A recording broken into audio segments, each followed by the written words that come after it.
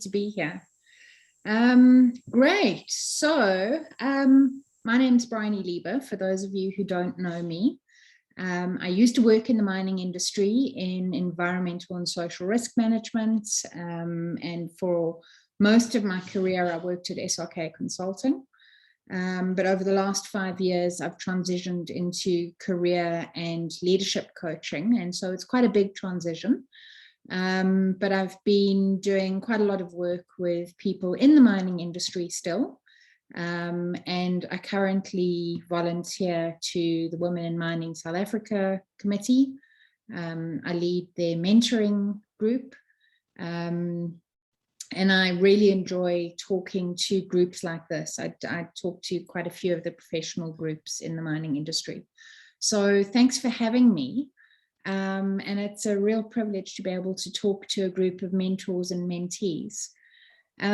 So tonight what we're talking about is your inner critic. And so I want to welcome your inner critics to the meeting as well, because most of us have probably come here with our inner critics sitting here kind of having a little kind of conversation with us. And I know that mine certainly is. So I want to introduce you to my inner critic. She's sitting about here. I can hear her, but you probably can't see her, but I can certainly imagine exactly what she looks like. And at the moment, she's kind of jabbering away saying, Briony, this is a group of geologists and you are not a geologist, and these are very technical people, so you better up your technical game and don't mess this one up. And in fact, earlier today, she was saying, I think we should cancel this. This is going to be a real epic failure, because normally you do inner critic work with women only, and this is actually going to be a group of men and women. So this might bomb quite badly. And so that's the conversation that my inner critic has with me. And I can almost guarantee that every single one of you has an inner critic as well. And some of you might experience your inner critic quite loudly, and some of you might not be aware of your inner critic. So I want to start off by asking, just by a show of hands or comments in the chat box, or just using the reaction buttons, who is familiar with the concept of an inner critic and hears their own inner critic in their day-to-day life? Just use the reaction buttons. Nolene, okay, so hands up there. Anybody else? All right, Siamo and Rorisang and Nkinsani. Okay. All right, so thank you for the reactions. Boitumelo, thank you. Percy, thank you. Okay, so the hands are slowly starting to come up. And Gift, thank you. So we all live with our inner critic, and the inner critic is not really a kind of a psychological term. It's more a term that helps us to understand what's going on in our heads. And I can talk about the neuroscience and explain what's actually going on, and I might do that just now. But I think it's helpful to talk about the inner critic in kind of fairly lay terms, and really start off by defining what is this inner critic. So the inner critic is this kind of inner voice that we have in our head that judges us and criticizes us and can sometimes be quite demeaning. Can sometimes be quite harsh, can be very kind of critical of us, whether that criticism is justified or not. And it's a voice that most people hear regularly throughout their lives, some very loudly, some not so loudly. And it doesn't matter whether you are experienced or inexperienced, confident or not confident, have huge numbers of accolades or only starting out in your career. Almost every single person I've ever spoken to has said that they have an inner critic. And it's basically that voice of self-doubt. So why are we talking about the inner critic in a group of mentors and mentees? The reason I've suggested to Nolene that we talk about this topic is that as a mentor, when your inner critic is speaking loudly and saying to you, oh, I'm not a very good mentor, and maybe I should withhold that suggestion because that might not go down well, and maybe I shouldn't share this experience because I don't want anybody to know that I failed in my life, or maybe I'm not a great mentor and I shouldn't offer my services to mentor anybody. You're withholding a really valuable part of yourself, okay? And if you're a mentee and your inner critic is leading the way that you show up in the world, and you kind of have this internal conversation around, oh, I'm not experienced enough yet, so I shouldn't seek out a mentor, because I should only seek out a mentor when I've got lots of experience and I've got something to offer. Or I shouldn't ask that question because I might kind of sound really silly. Or I'm not good enough at this, and so I'm not even going to try. Or I made a mistake here, but I don't want anybody to know about my mistake, so I'm not going to share that experience with anybody. You're showing up as only a part of yourself. And when you've got a mentor and a mentee in the room, there's complexity already. When you've got the mentor and the mentee, plus each of your own inner critics in the room, it's just a recipe for disaster, okay? So understanding who's actually speaking up, who's in the room when you're having your mentoring conversations, becomes really important to making sure that the mentor and the mentee are actually talking to each other and not getting drowned out by this self-doubting inner critic voice that's saying, don't show up, don't take a risk here, don't get out of your comfort zone because you might fail and you're going to look like an idiot, so just don't try. Any of this sound familiar so far?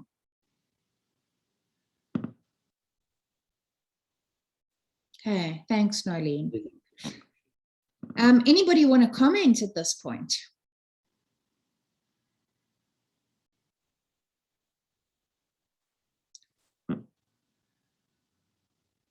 Anybody got a comment? Anybody got a thought? Anybody kind of resonating with what I'm saying so far? Because at the moment, my inner critic is going, oh, Briony, nobody's talking. So you must be bombing here.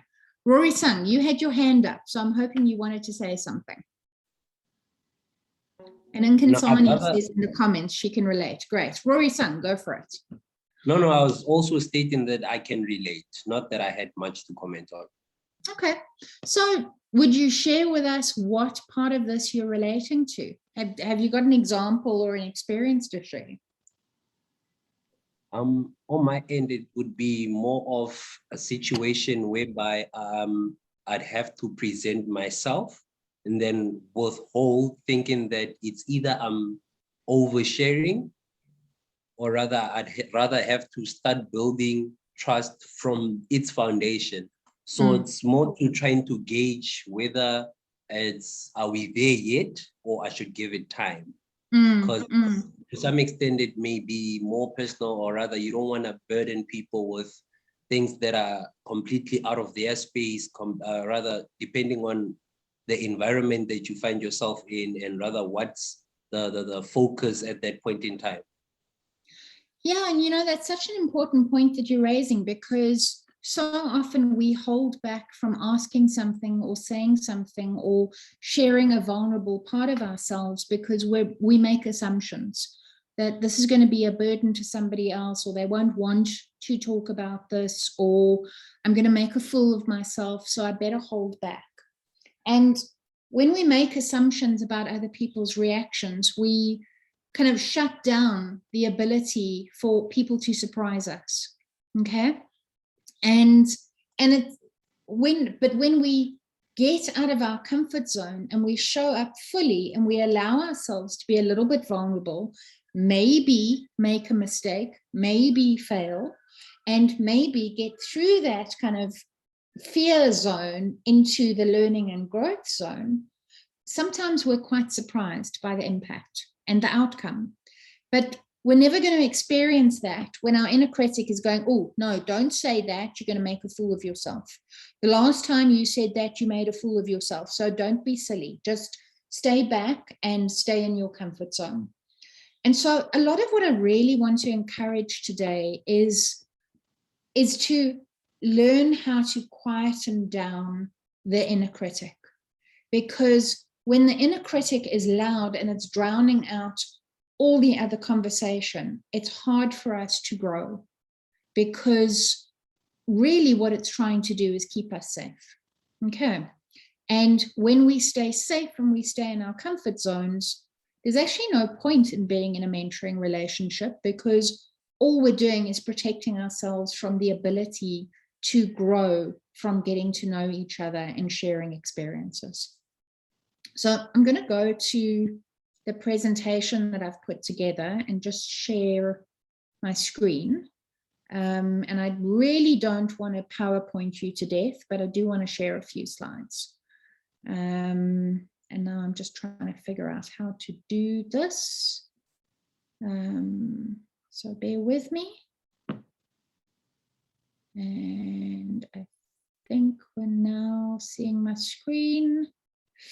And I just want to somehow put this onto share screen so that you don't have to look at all my notes. Oh, my inner critic is so loud. All right, we're on share screen slowly but surely. There we are. Okay, perfect. Okay, so I've talked through that slide. So basically, you know that when your inner critic or your mentee's inner critic is showing up, when you start hearing some of these things, or when you start observing some of these things, okay? So things like this voice that's telling you you've got to be perfect. Don't do this unless you can do it perfectly. You don't look perfect today.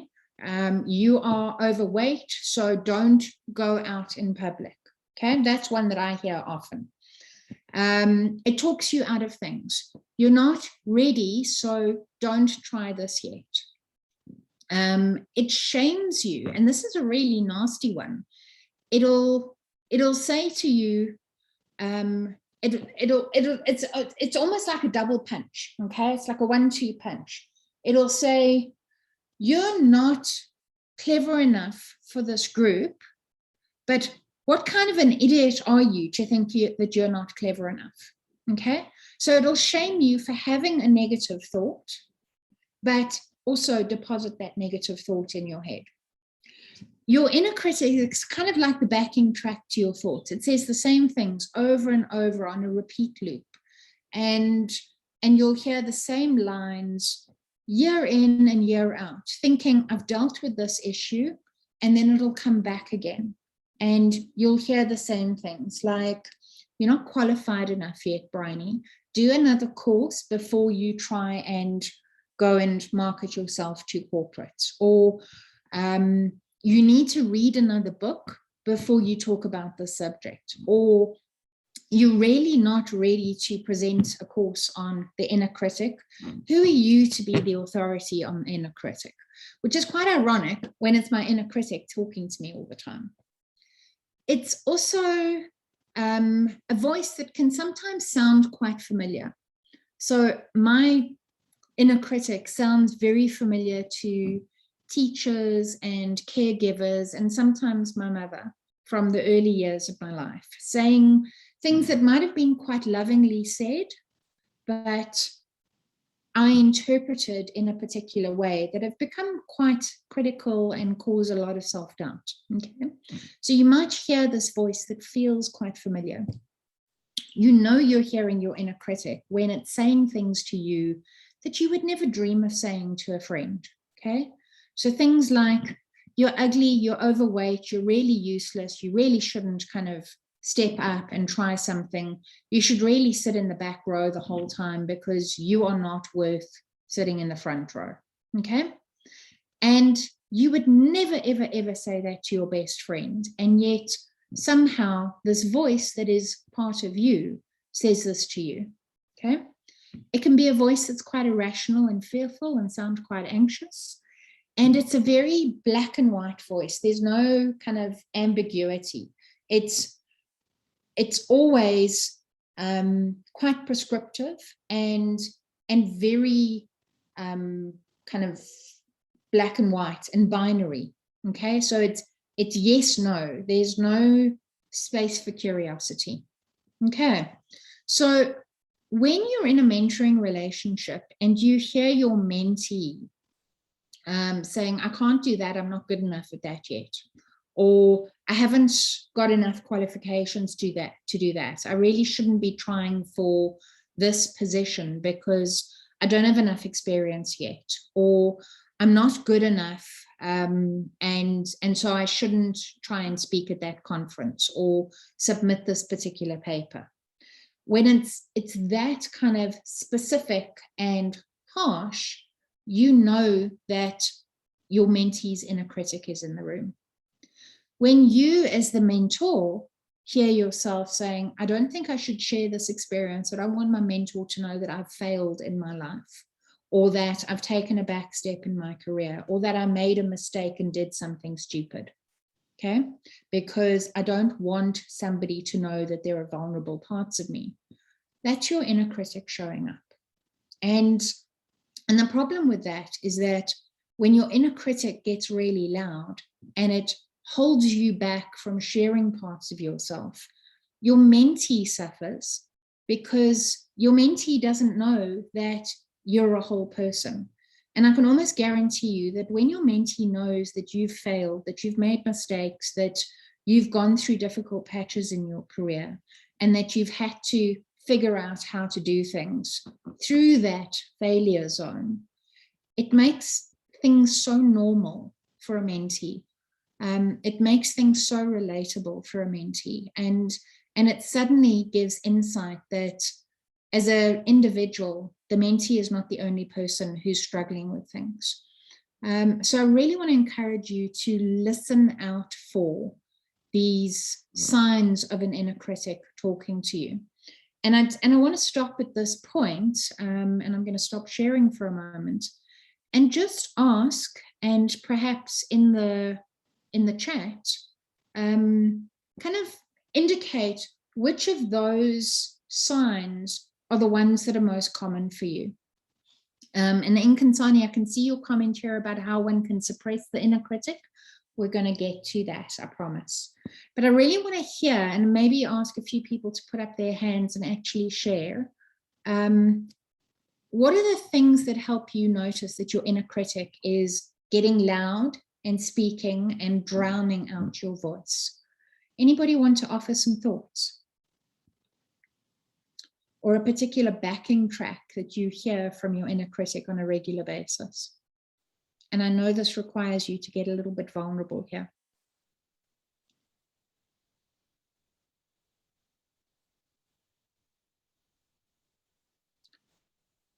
Just silence. Okay, I'm going to pick on somebody. And I'm going to ask Kansani, because you've made a comment here on how can we suppress the inner critic. So tell us a little bit about your inner critic. What are the sorts of things that you hear that tell you your inner critic is wide awake and talking? Oh, wow, I feel like I've been put on the spot. I think for me, I can't exactly remember what you had on the previous slide that you just put down, but I think for me personally, it's you know, this constant thing that brings in my head that, you know, you are not smart enough, like especially if I want to try and do something, you know, and then I have that inner voice that says, but are you sure you're smart enough to do this? Are you sure you're experienced enough to do this? So I think that's when I can sort of like, you know, gauge that my inner critic is kind of like loud and going on me. So yeah, mainly that's what I'm sort of like dealing with. Okay, so Kansani, the PhD candidate, isn't smart enough. Well, you know, when you are working in a place full of professors, you you not that you feel the pressure, because obviously it takes a lot of work for everyone to get to where they are. But you cannot help but wonder that if you say something or do something, will you not receive some sort of judgment with regards to your level of IQ, or so yeah, so that's sort of like, yeah, my worst inner critic. That's what I'm sort of like dealing with. Yeah. Yeah, so I'm not smart enough. It's a very common one. And so immediately to your point of how do you kind of quieten down this inner critic? Part of it is about stepping out of this inner critic thinking, which is very specific and very binary. So you're not smart enough, or you are smart enough. There's no room for being on a journey from where you are to where you're going to, okay? And so the inner critic is always saying, but you have to be smarter, you're not there, okay? And very blind to the fact that there's a journey, that these professors that you talk about weren't always professors, okay? Everybody starts out somewhere. And you're on this journey. And so part of the antidote to the inner critic is starting to be more curious and dropping the binary prescriptive you're not, and being more curious about, okay, so where am I on the journey? What can I do to get to where I want to be? What are the steps that I need to take to, if I want to be a professor, get to having a professorship? What are the other things that I need to kind of add to my repertoire of skills, as opposed to you're not good enough, therefore you can't hang out with these people, you can't be part of this conversation, because the inner critic will shut down how you show up. Whereas rational thinking and looking for evidence and being curious about these thoughts are more focused on being problem solving and future oriented and gathering evidence and really seeking to find what's true for you, not what's true for basically your safety instinct that wants to keep you safe and small. Okay, because it's very easy to hear this voice of you're not good enough and go, oh, well, I'm not good enough, so I shouldn't even try and show up. Does that help? No, it does help, actually. Okay. It does help quite a lot. You actually gave me something to think about. Okay. Thank you for that, Briony. My pleasure. My absolute pleasure. Anybody else want to offer some thoughts around their inner critic voice? Hi. Yes, go for it. For me, I would say it is the voice of perfectionism. That would be for me, because like I always try to do everything that I do, I always try to give 100%. And so when like the slightest thing happens that deviates from my plan, like I feel like I have failed. So I think for me, it's definitely the voice of perfectionism. Okay, so if I'm not perfect, I've failed. That's pretty black and white. So what could you do if we talk about kind of looking for evidence and being more curious and trying to kind of be rational about this? What are the sorts of questions you could ask yourself that would move away from this very binary, very kind of perfectionism, very kind of prescriptive voice and open up a more curious conversation for you? I think when it seeps in, like I try, I'm not always perfect on this. I just try to be, yeah, like, you know. Are you getting the irony of that? I know. But I always tell myself, like, you know, not everything is in my control, you know, like I can't control everything that happens to me. All I can control is like how I react to every situation. So I think, that's one way that I deal with it. And the other way that I deal with it is just reminding myself that I'm also human, you know, like 100% is not something, it's not really like it's not really attainable, and it's not realistic, you know, because we're human at the end of the day. Yeah, I think that's such an important point. And human beings are fallible, and so we're all going to make mistakes, and quite honestly, perfection just doesn't exist. Okay, so when we're striving for perfection, we're never going to be good enough no matter what we do. And I think that's a really important thing to be thinking about. I think another thing that we need to be doing is asking, what is it about perfection that is so important to my inner critic? And more importantly, what is it about not being perfect that scares my inner critic? Okay? Because when you can start to ask those questions, you can start to delve a little bit deeper into what is it that your inner critic is actually trying to protect you from. And often it's about, if I'm not perfect, I'm a failure. Okay, so very, very kind of prescriptive and very binary, and no room for anything in between failure or perfectionism. And to be honest, there's a huge amount of room in between those two. Nothing is as black and white as either you're perfect or you're a failure. Okay, so I want to thank both of you for those shares. And Nolene, I've noted in your comments that you've said, for me, it's, why did you agree to do that? You're just going to look like an idiot. And I can absolutely resonate with that. The amount of times that I agree to do something like a session like this, and then I go, oh my God, this is just an opportunity for me to look like an absolute idiot. And often the follow-up to that is, maybe I should cancel. Maybe I can say, oh, Eskom's a great excuse here. Maybe I can say there's load shedding. And sorry, I just can't show up and do the session because I have no power. Or COVID's been another wonderful one. It's like, oh, I suddenly got an excuse to not show up at an event because, well, hey, maybe I can say I've been exposed to somebody with COVID.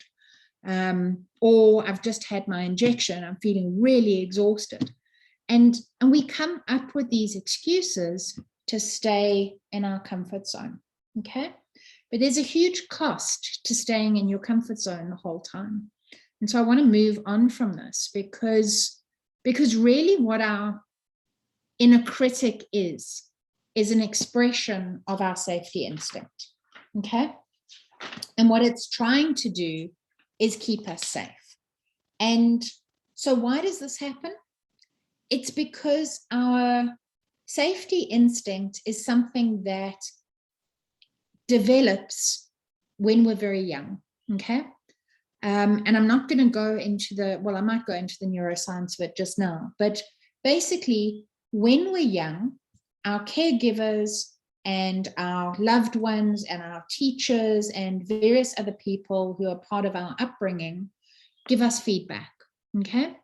And they give us feedback sometimes in a very loving way, like, don't run across the road, you might get hit by a car, okay? Or don't eat that extra cookie because you might get a sore stomach. Or I don't think you should go out looking like that because maybe what you're wearing is inappropriate and you might feel embarrassed when you're out, okay? And sometimes the feedback that we get can be quite harsh and not so loving. It can be quite critical. It can be things like, what kind of stupid person are you to do something like that?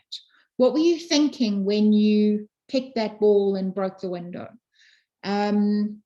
You're such an idiot for having said that to so-and-so.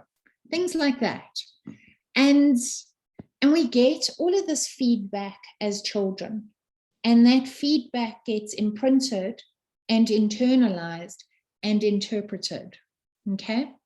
And so things like, don't run across the road, you might get hit by a car, turns into never cross the road, don't go out, don't take a risk, don't go anywhere, okay? Things like, I don't think you should go out looking like that or wearing that particular outfit, turns into, don't go out for the next few years because you've put on weight. Okay, so that's one that was true for me. There was a period in my life where I put on a lot of weight, and I suddenly realized I hadn't seen friends for 5 years because I was embarrassed to go out because they might comment on how I'd picked up weight. And that was one that was internalized from, and I can remember it distinctly, having people when I was much younger saying, you've picked up weight, don't go out looking like that, or that outfit that you're wearing doesn't look good on you because you've picked up weight. Okay, and this can happen in your personal life, it can happen in your career, it can happen in your professional life. It happens all over the place because we all say things unconsciously to each other, and sometimes we don't fully understand the impact of what we've said to somebody and how they've internalized that. And so our inner critic internalizes all these things and slowly but surely becomes the guardian of our comfort zone, because what it's really trying to do is prevent you from being hurt, prevent you from failing, prevent you from feeling embarrassed, prevent you from experiencing the feelings that you associate with things that happened that were quite hurtful and quite painful early on in your life. Okay, and so we hear this voice, and it becomes an unconscious, internalized voice in our lives. And really what it's trying to do is just keep us safe, okay?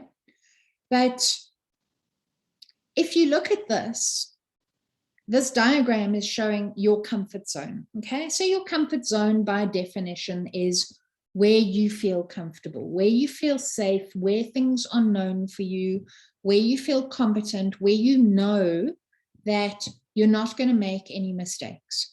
This is where you've mastered particular skills and you know how to do your job and everything's good, okay? But in our comfort zone, we don't grow.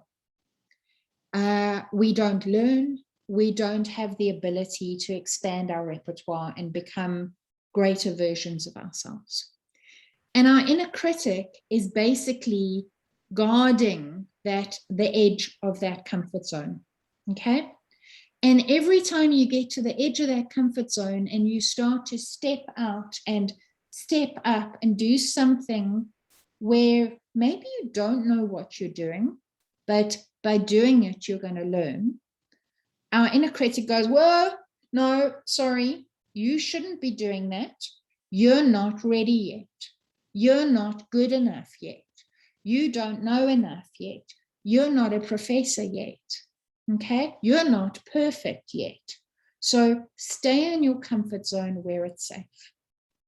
Okay, and again, I just want to ask, is this resonating? Does this make sense to you? Have you heard that voice when you're about to take a leap into the unknown and try something new?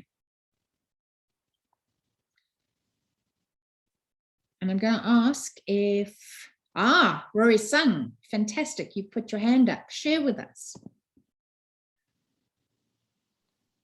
Yes. Sorry for that. I've had such an experience whereby I'd actually doubt myself based on previous failures or attempts that have given me unfavorable feedback, if I may put it that way.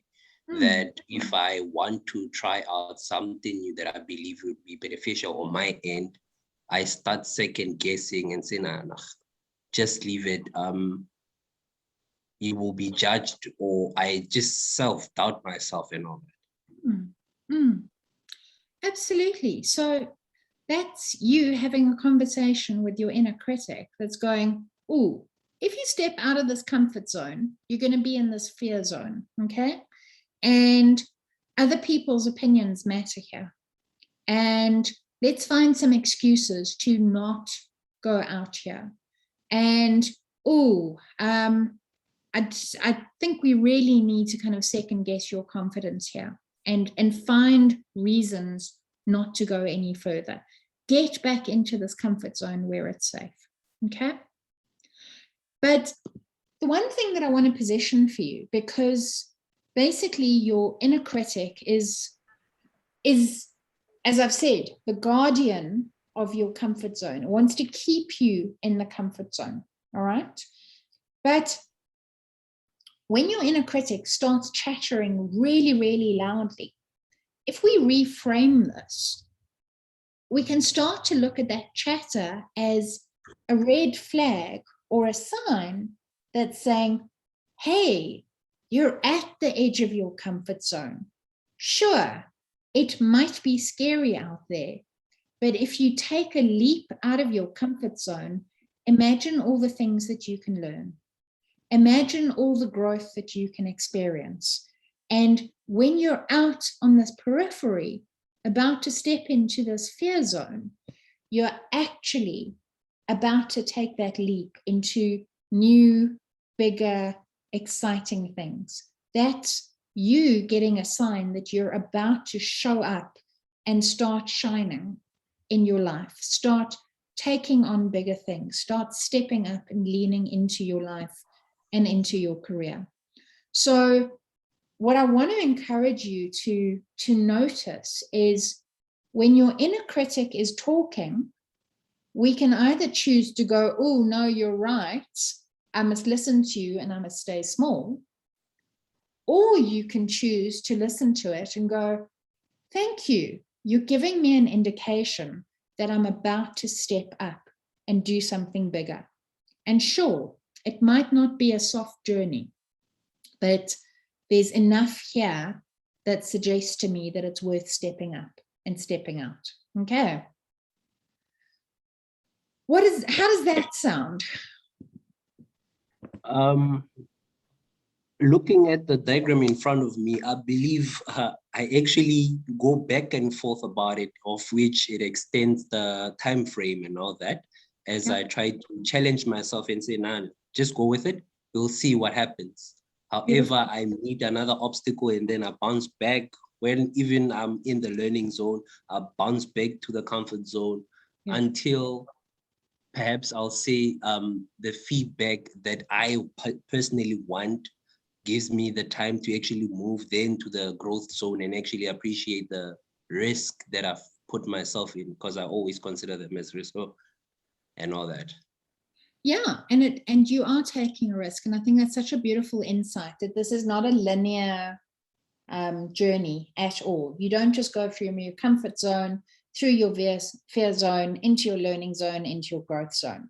No, we go back and forth all the time, because what's happening is when you start doing something new and you go into that transition, at first it feels really exciting. It's like, woohoo, I'm out of my comfort zone. I'm about to learn new things. I'm about to experience new challenges, and I'm going to grow from this.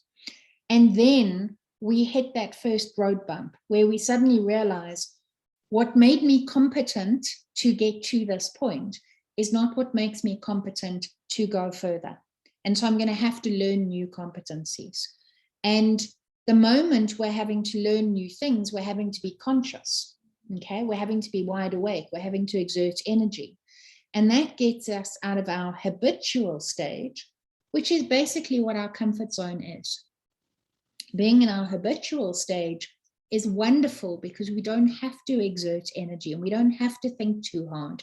We've mastered a particular skill, and so we can do it in our sleep. It's kind of like when you learned how to drive. The first kind of driving lesson was really exciting because suddenly you were doing something new and you were in a car and you were moving this car around, and maybe you learned in a parking lot like I did. And then your instructor says, right, now we're going to go out onto the road. And suddenly it's like, oh no, this is real life. This is scary. I've got out my comfort zone. I was learning, I was growing. This was wonderful. But no, the road is too big for me. I want to go back to my comfort zone. And so often we go back to what we know because it's easier.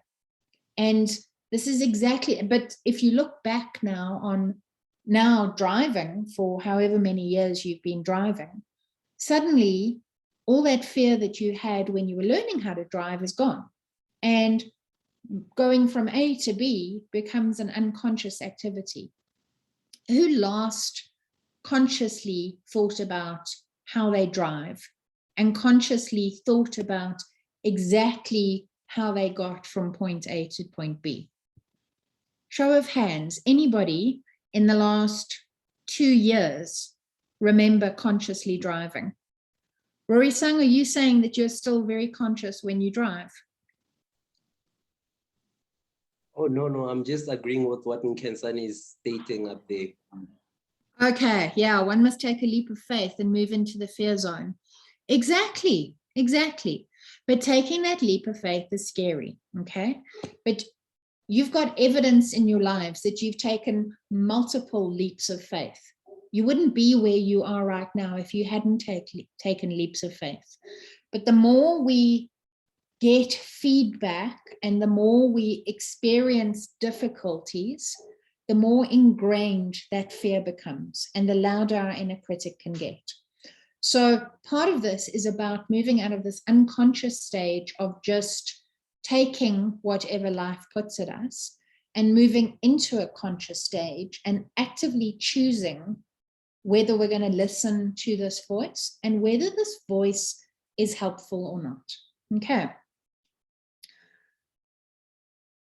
So I like to talk about the fact that we all have a board of directors and that we choose our board of directors in the business of being ourselves, okay?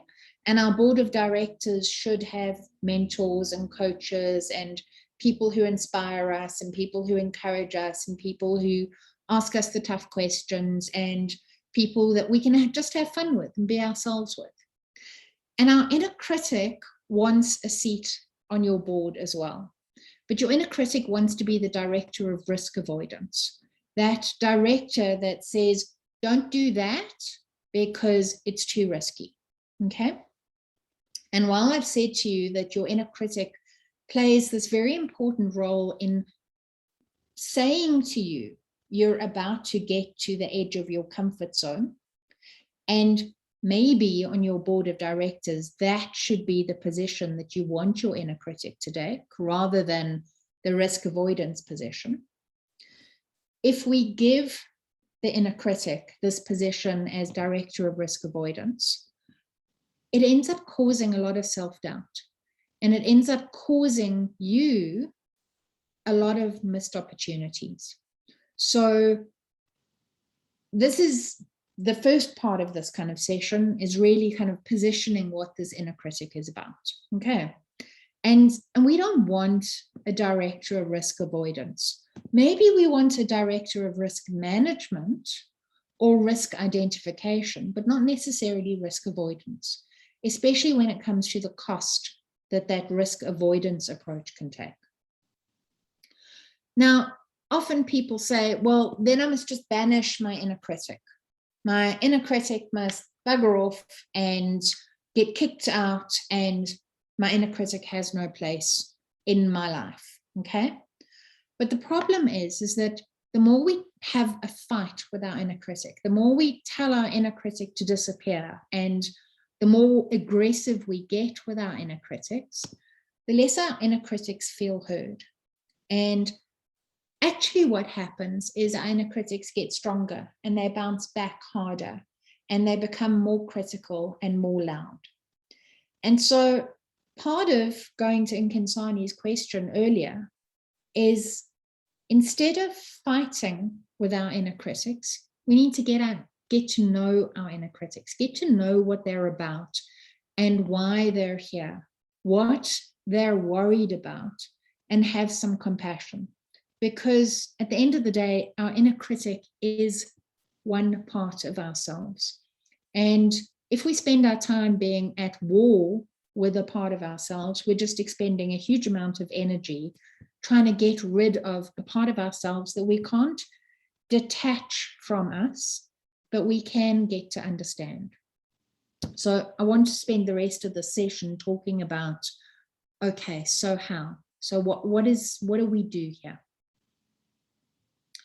So the first thing to do is to notice, to separate, and to personify your inner critic. What do I mean by this? Up until now, the voice of the inner critic has been I'm not good enough, I'm not clever enough, I'm not ready, I'm not perfect, I'm not enough. And when it's the I voice, it literally feels as if I have to believe everything that I think because I'm thinking of it, okay? But the moment you can start noticing these very prescriptive, very binary, very harsh terms, that's the first part of going, that's my inner critic. And maybe my inner critic is not actually the only voice inside me. Maybe it's one of my voices. And at this point, if you want to say, well, when you hear multiple voices in your head, it's a sign you're going mad. I accept that. But the thing is, we all have these voices inside of us. And what we want to do is give space to the right voices. So the first thing is to notice. And I think as people of science, you know that if you can't notice it and name it, you can't manage it. And so that really is the first step here, is when you can start noticing yourself or your inner critic saying these things that are holding you back, it starts the process of being able to manage that. So that's the first thing. And one of the things that's very easy to do is to start tracking, okay? So if you hear yourself saying these very harsh things to yourself on a regular basis, start writing them down. Start tracking how often the same things come up over and over. What are the kinds of themes that keep coming up? What are the sorts of things that you hear your inner critic saying to you? And so I just want to give you a minute now, not to share with anybody, but to just write on a piece of paper, if you have a piece of paper in front of you, what are 3 or 4 themes that come up from your inner critic on a regular basis? And so I'm really just going to sit quietly here for a minute while you take a moment to write down a few things. And if you want to share them in the chat, you're more than welcome to. But I'm going to give you a minute to just write a few things down for yourself.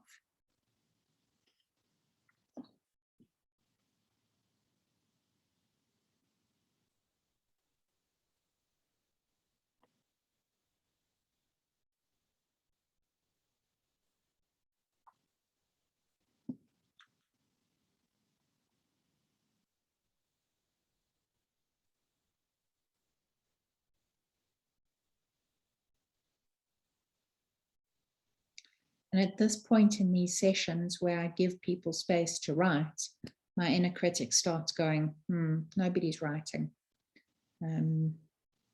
Everybody's very quiet. Nobody's probably listening to you because what you're saying here is very silly. And you really don't know what you're talking about. And that's a backing track to my life.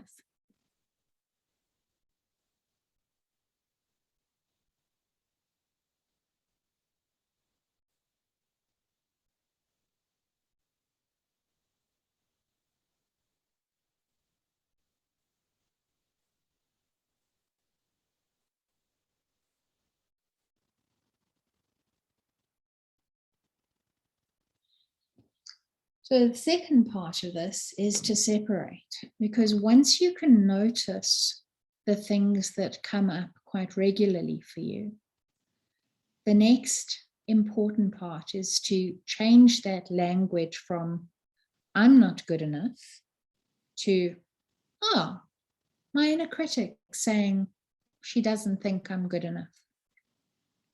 Or I'm not ready yet to, my inner critic is saying she doesn't think I'm ready yet. Or I'm not perfect enough. I'm stupid. I'm a failure. I'm boring. To oh, my inner critic saying X, Y, Z, A, B, C. And suddenly when you start to separate from I'm not to my inner critic is saying, it becomes possible to have a conversation with your inner critic instead of just assuming that your thoughts are true. Does this make sense? Yes. It does. Yes, it does. Thank you. Okay, thanks for the affirmation. It's good to know that there are people listening and that it's making sense. Okay. Question, Briony. Yes. Wouldn't that be me shifting accountability to my inner critique instead of rather me taking accountability that, okay, I'm doing the thinking and I'm actually aggravating that inner critique? So it's a very interesting question. And I don't think it's about shifting any accountability. It's actually about you taking responsibility for choosing what you believe and choosing your own thoughts, okay? Because what happens is information comes into our heads, okay? So somebody will say something and that information gets filtered, it gets distorted, or it gets deleted based on the feedback that we've had throughout life and the filters that we've created to help us make sense of the world, okay? So what's happening is that information comes in, but it gets changed up so much that by the time we've actually processed it, what we're hearing and integrating is very different to what somebody else has actually said to us, okay? So that's the first thing that I want to say is sometimes we can't actually trust our own brains. And if we are in our habituated unconscious stage and we just accept everything that we think, then we're going to act on everything we think is true, okay? But it requires you to get conscious and to actively scrutinize your thoughts and actively be curious about your thoughts and seek out evidence and seek out what you want to be true for you, not what you're unconsciously filtering. And so this is what's happening when we're talking about you and your inner critic. It's you taking responsibility for hearing a thought of, I'm not perfect, I'm not good enough, and consciously looking at it and going, is this actually true for me? What's the evidence here? What if I'm not perfect and perfection is important to me? What is it about perfection that's important? And what's my journey? What do I need to do to get there? Okay. But it's about taking the responsibility to respond rather than to react. And so what I wanted to do there is shift this from, you're not shifting the accountability anywhere. What you're doing is taking ownership and taking responsibility for how you show up. I hope that makes sense. Fair enough, yes. Okay, great. So once you can notice these thoughts and you can separate them from I to, my inner critic is saying these things again, okay? The third part of this, and this is probably the most powerful part, is to start to personify, okay? So start to create a character out of your inner critic, okay? Because when you can start to imagine this personality that's having this conversation with you, when you can imagine what this personality looks like, whether it's a guy or a girl, what it wears, what sort of tone of voice, where it hangs out in the room, what it typically says, what its kind of body language is like, suddenly you can start to have a conversation with it. Okay. So my inner critic has a name. Her name is Exasperated Sally. Okay. And that's really because she reminds me of this person who is permanently exhausted and exasperated with the world. And she typically says in this kind of tone of voice, "Oh, Briony, here you go again, trying to be big and step out and show up. And, you know, honestly, I don't know why you keep on trying, because you're just going to fail. So my girl, just stop trying to be so much, and just tone it down a little bit. Take up less space, be smaller. Really, you're exhausting me." Okay. And she's a bit frumpy, and she kind of wears these old cardigans that have got kind of moth-eaten holes in them, and she doesn't really look after herself, and she kind of sits on my shoulder, and every now and again she kind of... I'll send them to you. Thank you. Okay, so welcome back, everybody, in your inner critics. What was that like? Weird, useful, scary, fun? George here. Hi, George. You managed to group 3 mentors together, Mike, Roy, and Oh, myself. And I did laugh at that, George.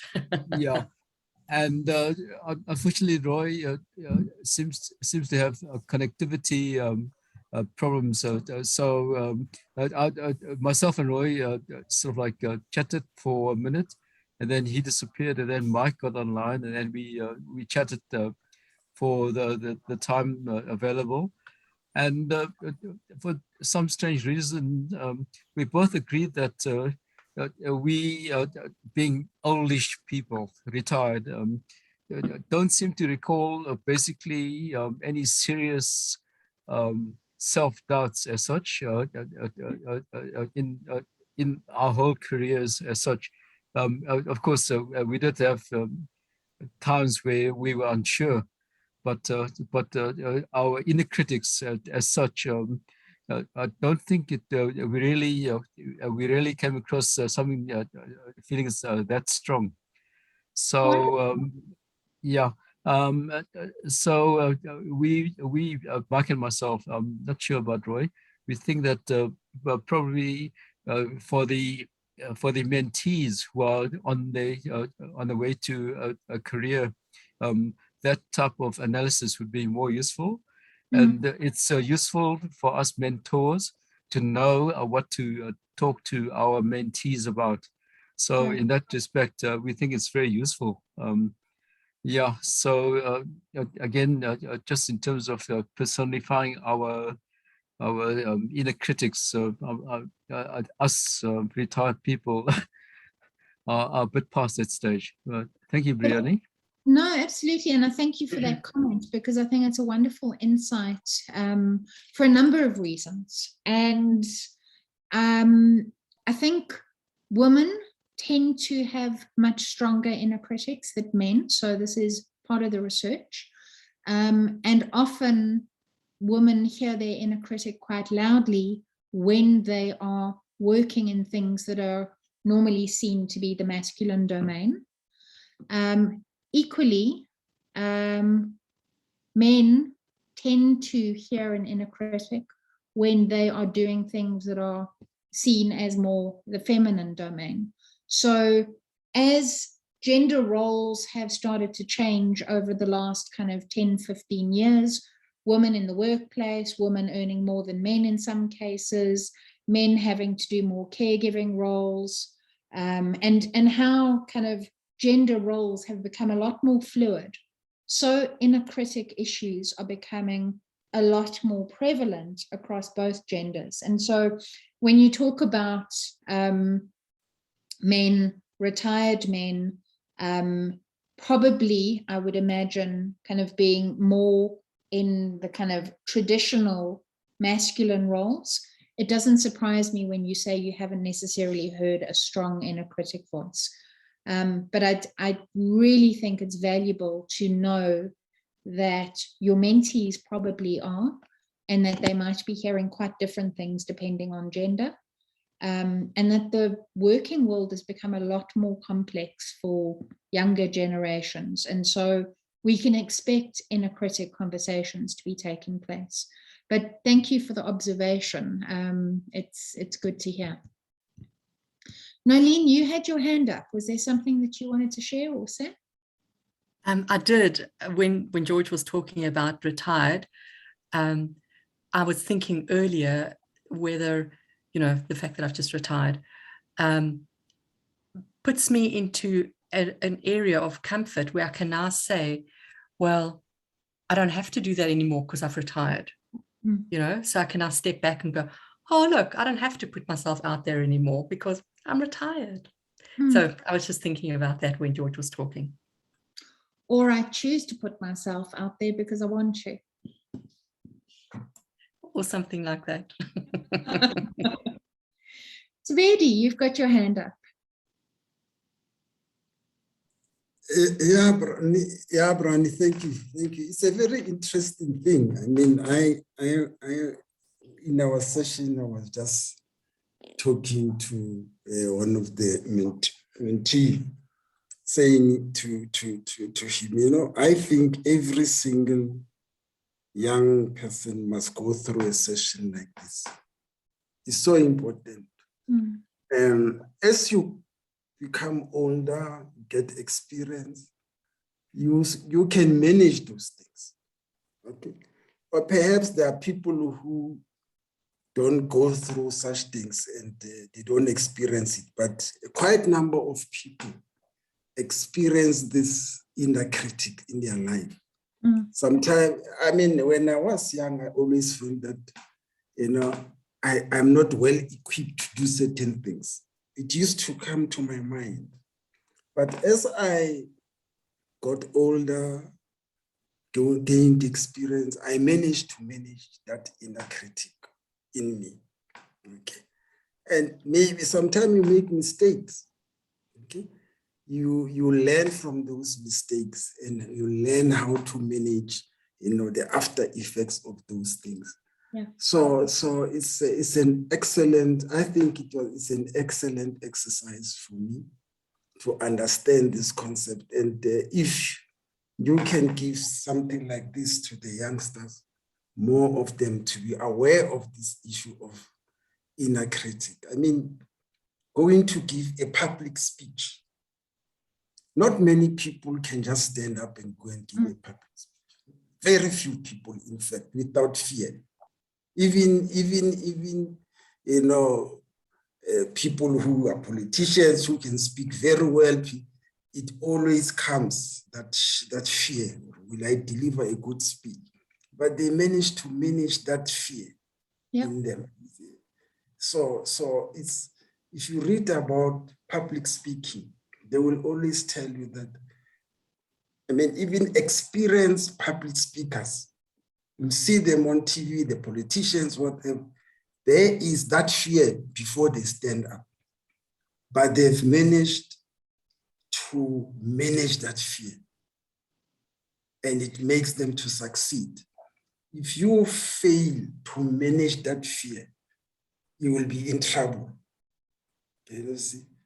And okay, there are people who are naturally gifted, you know, but they're a minority, in my view. There are few of them. General people, you say, if you take a person tomorrow and say, go and address this audience full of people, that fear is there. But you have got, with experience, you know, I must prepare. If I'm not prepared, I'll be in trouble. Can you see what I'm saying? So that's part of managing that inner critic of you know. And thank you so much. No, well, thank you so much. And it's, I mean, it would be it would be wonderful to be able to do this work with lots of young people. And I just want to share a story about a client of mine that I've been working with. She's in her late 40s, early 50s. She's well regarded in the industry. She knows her stuff. And yet what we're working on at the moment is her fear of speaking in public, okay? And she's holding herself back significantly because her inner critic voice is saying to her, if you get up on stage and somebody asks you a question and you don't have the answer, you're going to be an idiot. You're going to look like an idiot, and so don't get up on stage. And she's got a huge amount of wisdom to share, and she's getting a lot of pressure in her work to step up and start doing some more public speaking, and she's refusing to. And so in our session, when we started getting in touch with her inner critic, and we started talking about and being more curious about, do you have to know the answer at all times to all questions? And the realization that no, sometimes, in fact, most of the time, it's okay to say, I don't know the answer to that, but I'll go and research it and I'll come back to you. And that's unlocked a whole lot of opportunity for her to start sharing her wisdom with people on the topics that she's an expert in. Whereas before she started to be curious about what her inner critic was trying to say, keep her safe from, she was just flat out refusing to get up and talk. And so I love what you're saying, Thabedi, about as you get older, you start to realize there's evidence there that says, actually, it's okay to do this. It's okay to fail, because when we fail, we learn. And it's okay to actively make a choice and evaluate, is this true for me? And is this what I want to be subjected to? Or do I want to do something else? So thank you for those comments. So we've really only got 3 minutes left. I want to wrap up here. There are a few other things that I would have liked to have covered, but what I'm going to do is share my slides with Nolene so that Nolene can distribute them to everybody. But I think the application from my perspective to your mentoring sessions is in, firstly, checking, is the inner critic in the room with you during your mentoring sessions? And that's for the mentee and the mentor to check. So do you have 2 people in the room, or do you have 3 or 4 people in the room? Because if the conversation is between your 2 inner critics and you as the mentor and mentee aren't actually getting a word in, what kind of quality of mentoring conversation is that? Okay, because those inner critics are going to be showing up with all sorts of self-judgment and holding you back from each other. Okay. Second application is to just ask, is this you speaking, or is this your inner critic speaking? Okay. So when you hear somebody saying, I don't want to try that because I might fail, or I don't want to apply for that position because I know I'm not going to get it anyway, that's a great time to say, is this you, or is this your inner critic speaking? And then start unpacking what it is that the inner critic or your internal safety mechanism is afraid of. So that leads on to the third question, is what is your inner critic trying to protect you from? Okay, is that still something that's relevant to you at this stage in your life? Or is that something that the little child in you is trying to protect you from as a little child? Okay, because ultimately that's what your inner critic is. It's this little girl or boy version of you that's learned coping mechanisms to keep you safe as a child, and is now showing up with those same coping mechanisms as an adult. And what kept you safe and secure and comfortable as a child are not the same coping mechanisms as an adult. And so it's time to adjust those coping mechanisms and to ask, firstly, what is your inner critic trying to protect you from? And are these the appropriate coping mechanisms as an adult? And then the final application to mentoring sessions is to adopt realistic thinking and being curious and asking open-ended questions and looking for the evidence and exploring solutions. Because ultimately what our inner critic gets stuck in is being very definitive about what is true, rather than asking curious questions and looking for what else might be true. Our inner critics aren't interested in evidence. They just want to pronounce. Whereas when we think realistically, we start to gather evidence and we look for evidence to inform our conclusions. Our inner critic is very black and white in their thinking, whereas realistic thinking adopts a lot more ambiguity and area for things to be unclear.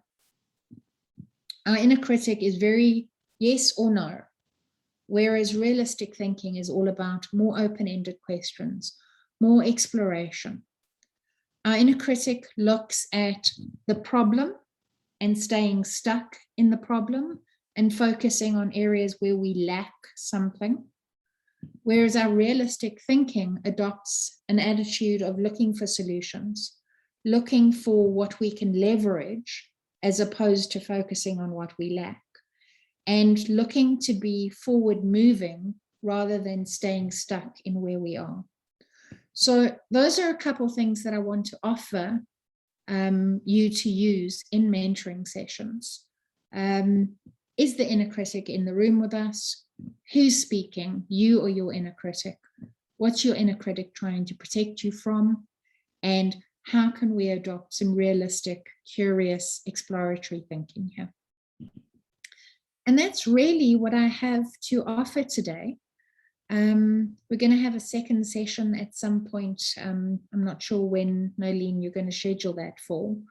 But that session is really going to be looking at another voice that we have, that is the inner mentor. And that's a voice that we want to create space for, because we all have an inner mentor that is wiser, more experienced, calmer, and gives us better guidance than our inner critic does. Where our inner critic wants us to stay small and stay comfortable, our inner mentor wants us to take leaps, to grow, and to stop putting so much stock in the external expectations and validation of others, and start looking for our own internal validation. So I'm looking forward to having that session with all of you. And I really hope that this session has opened up some things to think about, and will lead to you having more conversations compassionately with your inner critic, and seeking to understand what your inner critic's trying to protect you from, and knowing that you can quite comfortably say, thank you, I appreciate that that's what you want to protect me from, but it's okay, I've got this. I'm the adult here in the room, and I'm good. So that's me. That's if we are the adult. We are the adult. That is your inner critic saying that.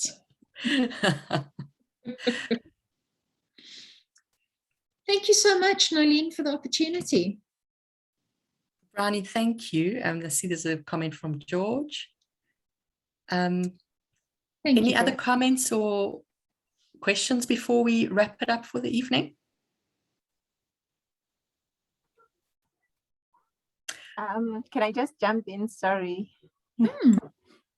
Yeah, no, I just wanted to say thank you to Briony. I think you have given, well, certainly you have given me a lot to think about.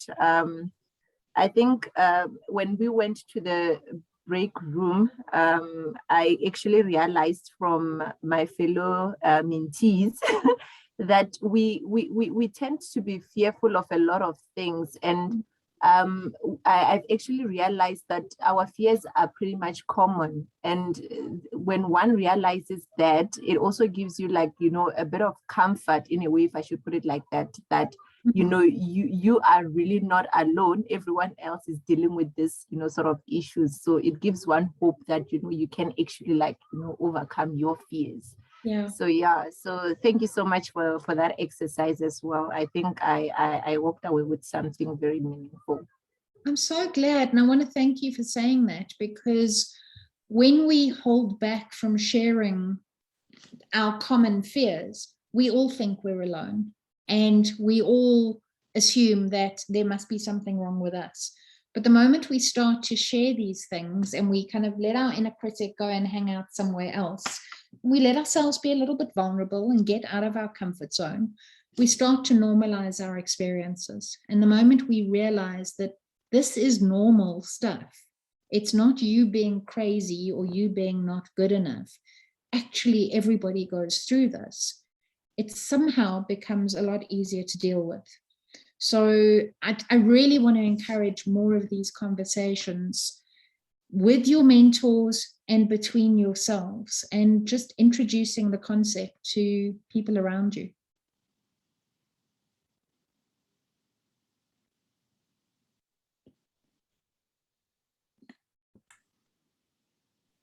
Absolutely. Thank you. Thanks, everyone. Go forth and have a wonderful evening and have some great conversations with your inner critics. And thank you, everybody, for joining us. We'll let you know when the next session is. And if you found this useful, why don't we have a